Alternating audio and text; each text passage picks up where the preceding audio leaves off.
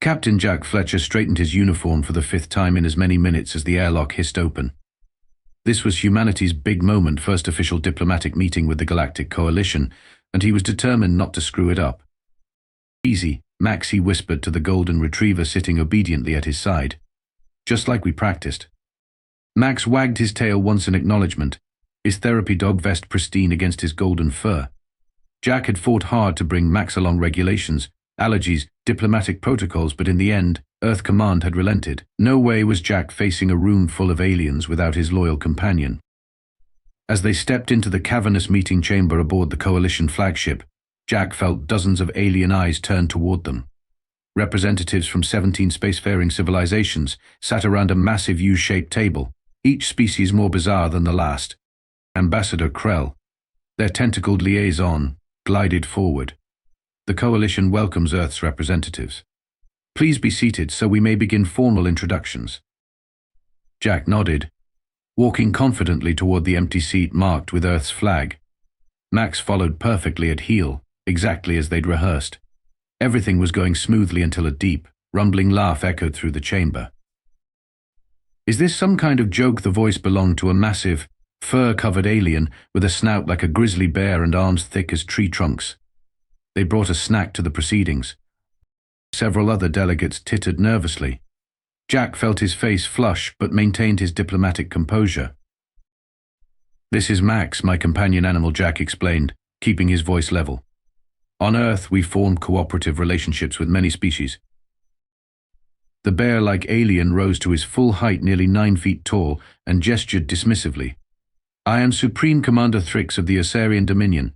We are the galaxy's apex predators, and you bring that." Max sat calmly, unfazed by the commotion. Thrix continued, addressing the room. "Observe Earth's so-called predator companion. Small teeth, tiny claws, and look, it's wagging its rear appendage. Is this truly the fiercest animal humans could domesticate?" "Max is a therapy animal, not a," Jack began. But Thrix wasn't finished. "On Ursaria, our cubs wrestle with creatures 10 times this size for recreation." Thrix's delegation growled their approval. "If this represents Earth's wildlife, perhaps humans need coalition protection rather than membership." Ambassador Krell intervened. "Commander Thrix, please. This meeting concerns diplomatic protocols, not comparative xenobiology." "Oh, I disagree," Thrix rumbled, circling around to face Jack directly. "A species' natural companions reflect their evolutionary status. The humans align themselves with pets." He spat the word like it tasted bad in his mouth. Jack took a steadying breath as Max pressed reassuringly against his leg. This wasn't how he'd expected first contact to go, being mocked for bringing man's best friend into space. "Don't underestimate Earth, or its animals," Jack said quietly. "You might be surprised." Thrix's laughter boomed again, joined by several other delegates. "Surprised by what?" "That it might lick me to death, or perhaps shed on my ceremonial armor." As the laughter continued, Jack exchanged a glance with Max. The dog's intelligent eyes seemed to say, "If only they knew." Jack couldn't have agreed more. The diplomatic meeting dragged on for 3 more hours, with species after species presenting their cultural achievements and technological advancements. Throughout it all, Commander Thrix kept shooting smug glances at Jack and Max, occasionally whispering to his Ursarian delegates, who would erupt in poorly suppressed growls of laughter. By the time the formal proceedings concluded, Jack had reached his limit.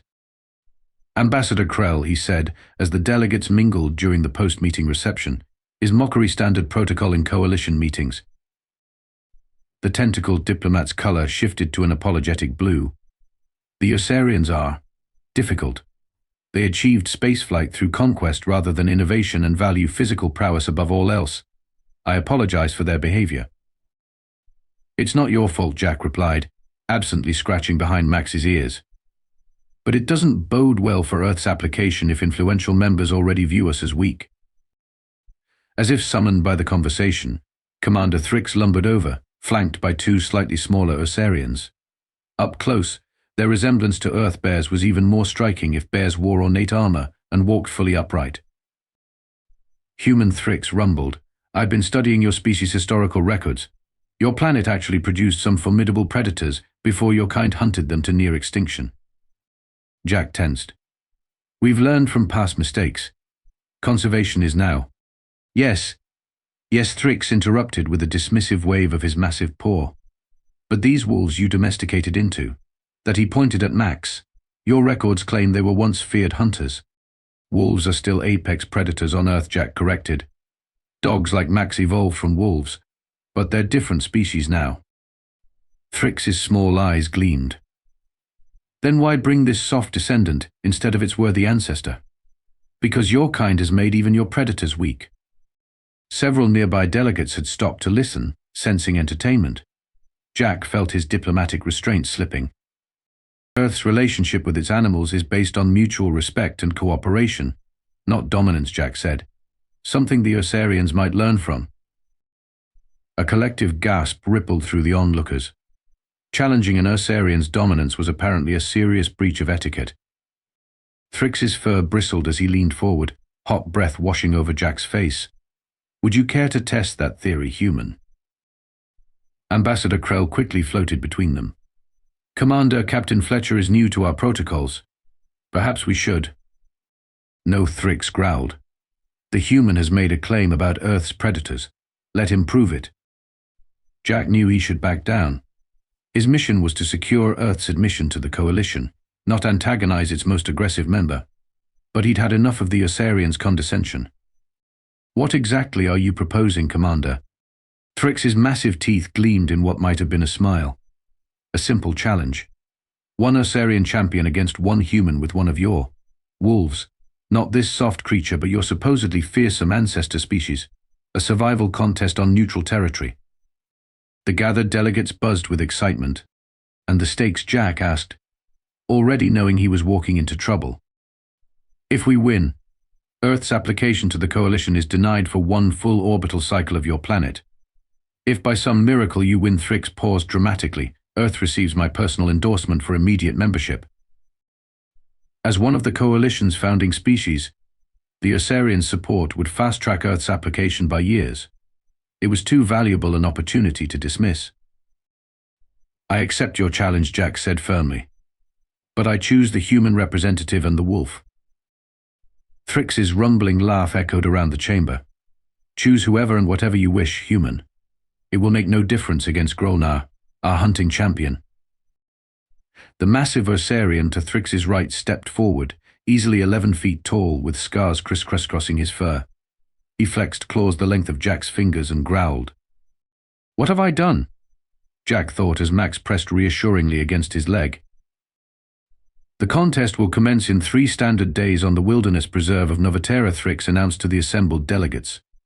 Let all witness whether Earth's predators deserve respect or ridicule. As the Ursarians walked away, Ambassador Krell's tentacles writhed with anxiety. Captain Fletcher, you've placed Earth in a precarious position. The Ursarians never propose contests they aren't certain to win. Jack nodded grimly.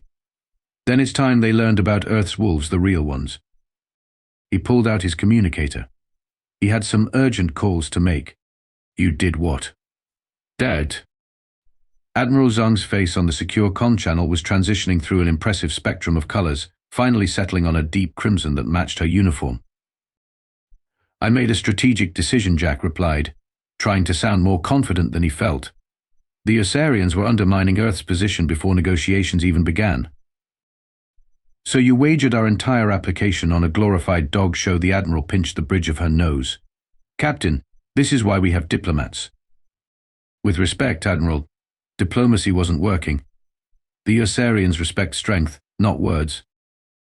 Max whined softly from his bed in the corner of Jack's quarters, sensing his human's distress. Admiral Zhang sighed. What's done is done. What's your plan? I'm calling in an expert, Jack said. Park Ranger Ellie Morgan. The Admiral's eyebrows shot up. The Wolf Whisperer.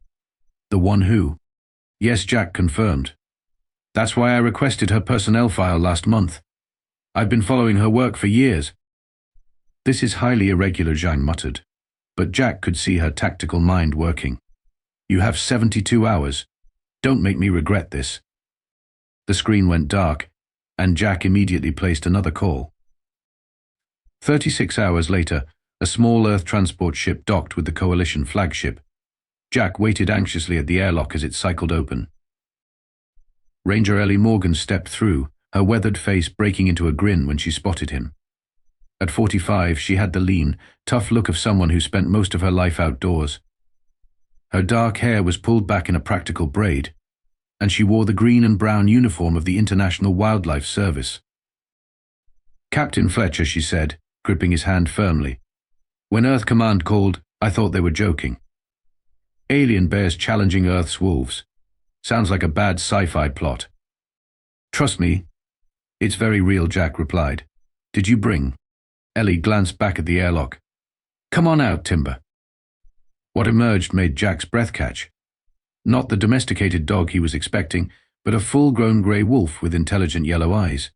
Standing nearly 3 feet tall at the shoulder, Timber moved with the silent grace of a true predator, making Max look like a stuffed toy in comparison. "That's not a dog," Jack said unnecessarily. "No," Ellie agreed, placing a hand on Timber's massive head. "This is Canis lupus, the real deal. Timber is part of our cross-species communication research program.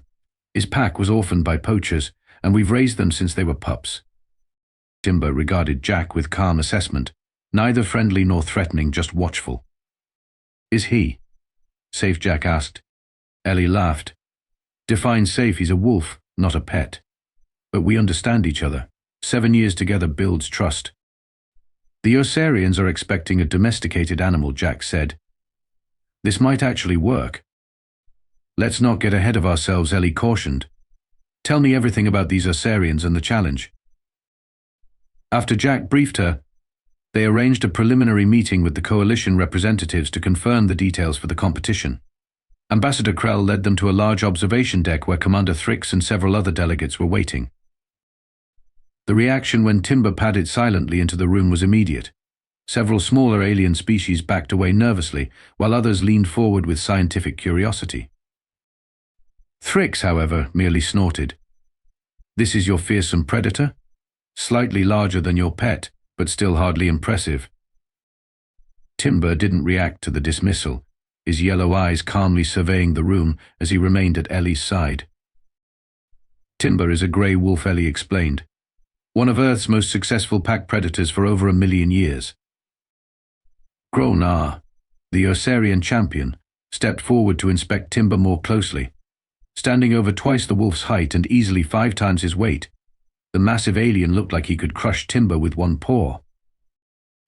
"It has no significant claws," Grolnar observed, displaying his own 5-inch talons, "and its teeth are smaller than a cub's." "Size isn't everything," Ellie replied with a tight smile. The Ursarians erupted in rumbling laughter.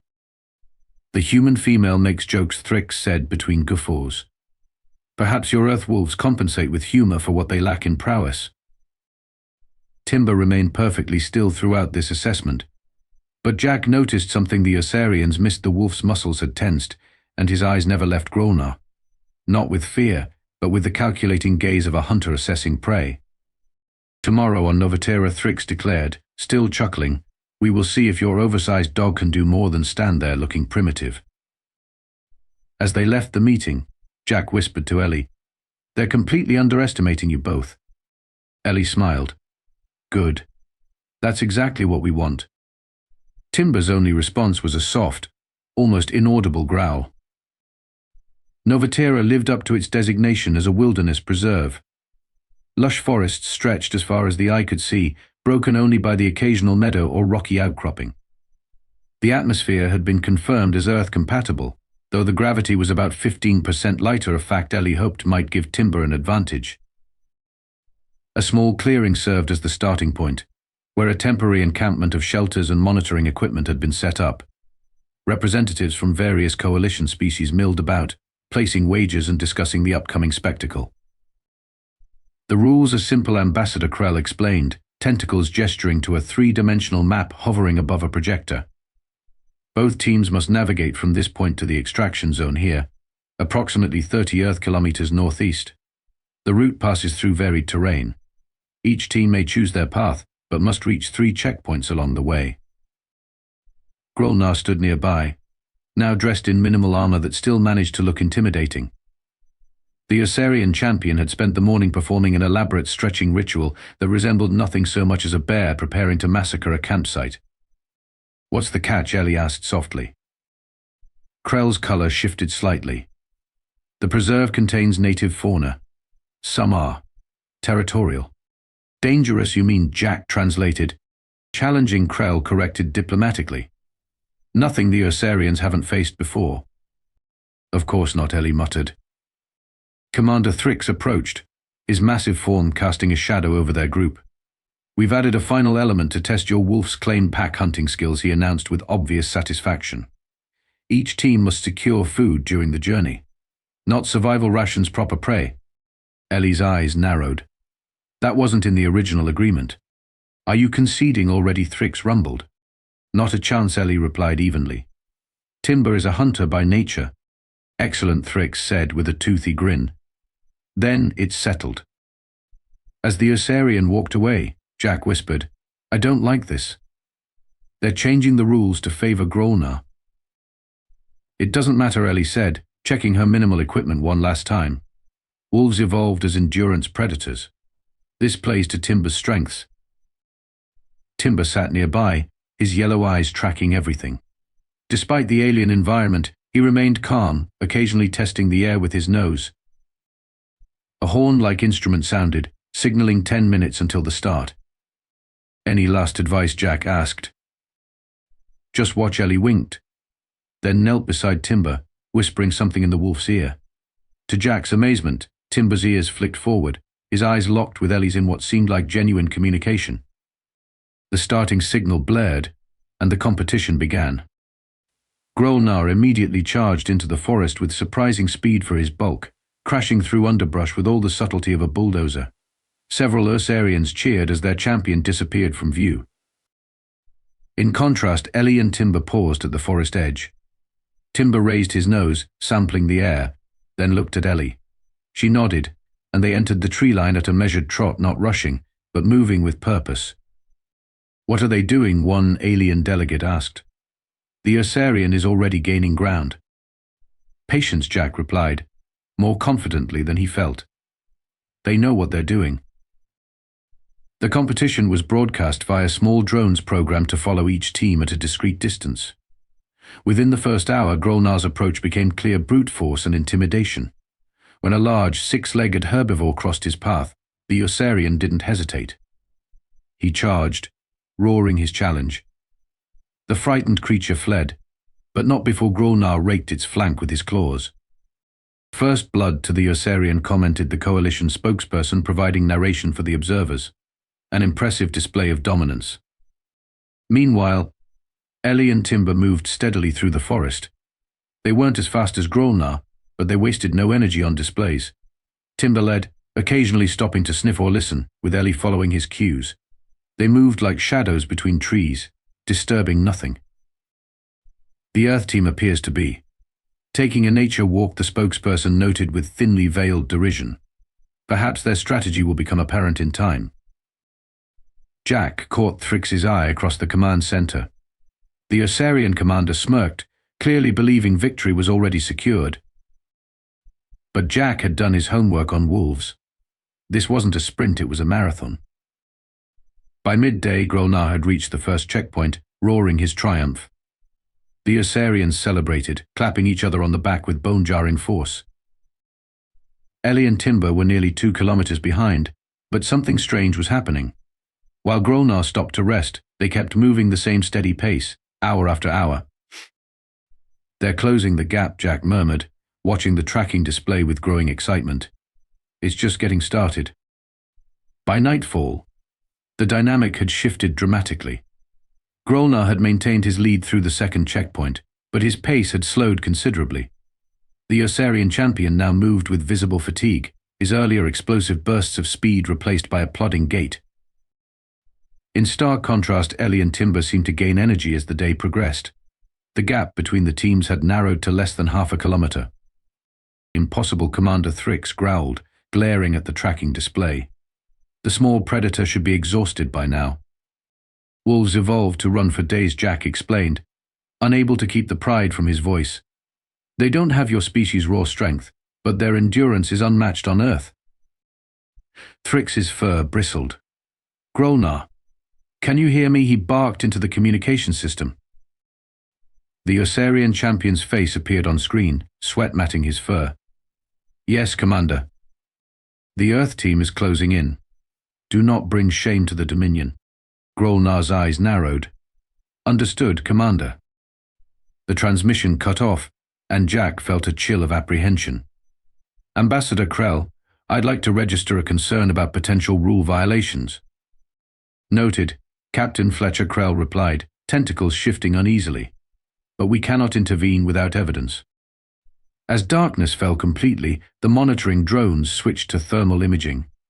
Grolnar had stopped to make camp, building a small fire and consuming what appeared to be emergency rations, technically not against the rules, but certainly against the spirit of the hunting requirement. Ellie and Timber, meanwhile, continued through the darkness. The wolf's night vision and sense of smell guided them flawlessly through the forest. They paused briefly at a small stream, drinking deeply before moving on. "Don't they need to rest?" an avian delegate chirped. "Wolves are primarily nocturnal hunters," Jack explained. "This is their prime time." Around midnight, the thermal imaging showed Ellie and Timber finally stopping their advance. The wolf's head raised, testing the wind, before he led Ellie on a slight detour. "They've changed course," the Coalition spokesperson noted. "Perhaps lost." Jack smiled knowingly. "Not lost. Hunting." Sure enough, within 30 minutes, the Earth team had located a herd of small, deer-like creatures. What happened next drew gasps from even the most skeptical observers. Without verbal communication, Ellie and Timber executed a perfect hunting strategy. While Ellie circled wide to the east, Timber approached from the west, effectively creating a pincer movement. When Timber made his presence known with a low growl, the startled herd fled directly toward Ellie, who had positioned herself at a natural bottleneck between two rock formations. One animal, separated from its herd, found itself cornered. Timber moved in with lightning speed, taking it down with a precise bite to the neck. Quick, clean, efficient. A successful hunt for the Earth team, the spokesperson announced, surprised respect evident in their voice. By dawn, the situation had transformed entirely. Ellie and Timber, having rested briefly after their meal, had not only caught up to Grolnar but overtaken him while the Ursarians slept. They now led by nearly a kilometer as they approached the final checkpoint. The Ursarian delegation was in disarray, shouting contradictory advice to their now awakened champion. "This wasn't supposed to happen," Thrix snarled, slamming a massive paw on the control panel. "The wolf was supposed to be weak." When Grolnar finally spotted Ellie and Timber's tracks ahead of him, the Ursarian flew into a rage. His thermal signature blazed bright orange with exertion as he charged forward, closing the distance through sheer willpower.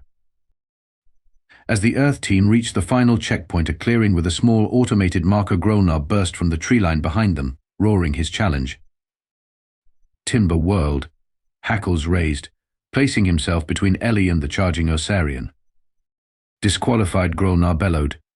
"You cheated. No primitive Earth predator could outperform an Ursarian naturally." "We followed every rule," Ellie replied calmly, though her hand moved subtly toward an emergency beacon at her belt, standard issue for wilderness rangers. "Then you had help," Grolnar growled, stalking closer. "Confess, or I'll take the wolf's pelt as proof of your deception." In the command center, Jack leapt to his feet. "Ambassador Krell, he's threatening them." Before Krell could respond, the monitors showed Grolnar lunging forward, his massive claws extended toward Timber. The wolf dodged with surprising agility, but Grolnar's follow-up swipe caught him along the flank, drawing blood. "No," Ellie shouted, activating her emergency beacon. What emerged wasn't just a standard distress signal, it also broadcast a recorded wolf howl, amplified and echoing through the forest. Timber, despite his injury, raised his head and joined with a real howl, long, haunting and carrying for kilometers through the wilderness. And then, to everyone's shock, answers came. From all directions, howls returned the call, dozens of them, surrounding the clearing. "What is this?" Thrix demanded, fur standing on end. Jack was equally stunned. I don't know. On the monitors, Grolnar froze, his aggression replaced by confusion as the howls grew closer. Reinforcements, Ellie said with a smile, pressing a hand to Timber's wound to staunch the bleeding. The pack is coming. This is impossible, Ambassador Krell's tentacles writhed in confusion. There were no Earth wolves on Novatera before yesterday. Actually, a soft voice interjected from the back of the command center. That's not entirely accurate. All eyes turned to find a slender, green-skinned alien stepping forward. Jack recognized the species as Florian, one of the Coalition's premier planetary engineers. Explain, Thrix demanded. Novatera was terraformed 50 years ago, the Florian botanist said. The ecosystem required apex predators to maintain balance. Earth wolves were introduced as part of the third phase of biological integration. And you didn't think to mention this, Thrix roared. The botanist's leaves fluttered nervously. It wasn't relevant until now. The wolves were expected to maintain stable populations in remote areas. They weren't supposed to respond to calls. On the monitors, the situation in the clearing had transformed dramatically. From the surrounding forest emerged wolves, grey wolves like Timber, but wilder, their coats thicker and their movements perfectly synchronized. They didn't attack. Instead, they formed a loose circle around the clearing, yellow eyes fixed on Grolnar. There must be at least 30 of them, Jack whispered in awe. The Coalition spokesperson attempted to maintain professional detachment. An unexpected development as local fauna appeared to be responding to the Earthwolf's vocalizations. The Ursarian champion now faces additional complications. In the clearing, Grolnar backed up slowly, claws still extended but his earlier aggression replaced by wary calculation. Even an Ursarian couldn't fight off an entire wolf pack. This is outside the parameters of the challenge, Thrix protested. The human has enlisted external assistance. On the contrary, Krell responded, color shifting to an amused purple. The rules state that participants must rely on natural abilities and environmental knowledge. The Earth team is doing precisely that. On screen, Ellie stood calmly beside Timber, whose injury appeared superficial. She made no aggressive moves, no threatening gestures. She simply waited. One larger wolf, clearly the pack alpha, stepped forward from the circle. His silver-tipped fur marked him as older, experienced. He approached Timber with deliberate steps. The command center fell silent as the two wolves met Timber, the product of human conservation efforts, and the wild alpha, descendant of Earth's exported predators. They circled each other once, sniffing, before touching noses in recognition. Pack greeting, Jack explained softly. They're acknowledging each other as kin. The alpha turned his attention to Grolnar, who now stood with his back against a tree, looking far less imposing than he had just minutes before. Your champion has two choices, Ellie called out, her voice carrying through the communication system. He can continue the challenge, navigating through the pack to the extraction point they won't attack unless provoked, or he can concede. Ursarians never concede, Thrix bellowed. But on screen, Grolnar's expression told a different story. The champion studied the wolves surrounding him, noting their patient discipline, their unwavering focus, their silent communication. For the first time, uncertainty flickered across his ursine features. What will they do? He asked Ellie. Nothing. If you respect their territory, she replied. Wolves don't waste energy on unnecessary fights. They're smarter than that. The alpha wolf sat, and like a ripple in water, the entire pack followed suit, still alert, still watchful, but clearly demonstrating restraint. The choice is yours, Ellie continued. But whatever you decide, you might want to reconsider your assessment of Earth's predators. For 10 long seconds, Grolnar stood frozen in indecision. Then, with a dignity that surprised even his commander, he lowered his massive head. I acknowledge the skill of Earth's wolves and their human companion, he rumbled.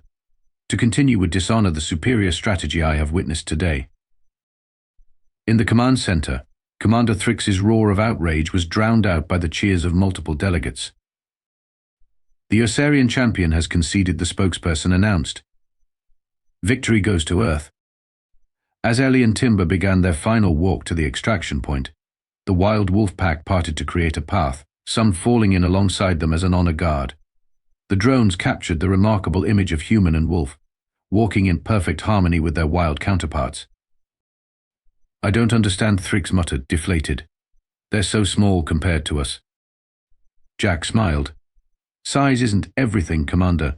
Wolves survived on Earth for millions of years not because they're the biggest or strongest, but because they're adaptable, intelligent, and understand something your species seems to have forgotten."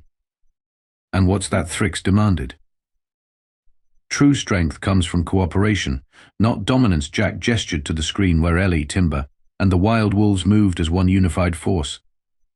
"That's why humans and wolves formed the oldest alliance on Earth thousands of years ago. Not because we conquered them, but because we recognized in each other something worth preserving." As the Earth team reached the extraction point to official victory, Ambassador Krell slid next to Commander Thrix. "I believe you owe Earth your endorsement," Commander the Ambassador said pleasantly. Thrix growled, but nodded reluctantly. "A deal is a deal. Earth has earned its place in the Coalition." He turned to Jack with newfound respect. "Though next time, human, I recommend you lead with your wolves instead of hiding them." Jack couldn't help but laugh. "We tried telling you. Never underestimate Earth or its animals."